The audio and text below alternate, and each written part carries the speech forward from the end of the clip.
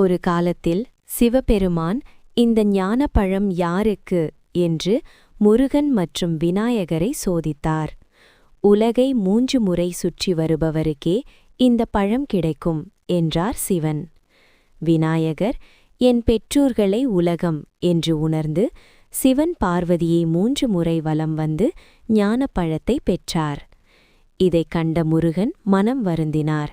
பழம் நீ என்று சொல்லி அனைத்தையும் துறந்து இந்த பழனி மலையில் வந்து தவம் செய்தார்.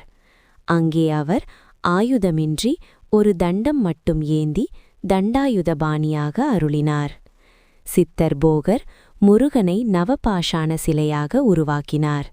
அதனால் பழனி முருகன் நோய் தீர்க்கும் தெய்வமாக போற்றப்படுகிறார்.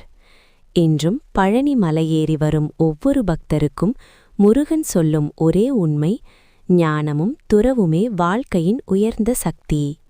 சாமம் ஓம் சரவண பவா. மேலும் ஆன்மீக தகவலுக்கு ஈரா டிவைன் நேஷன் சேனலை சப்ஸ்கிரைப் பண்ணுங்க. நன்றி.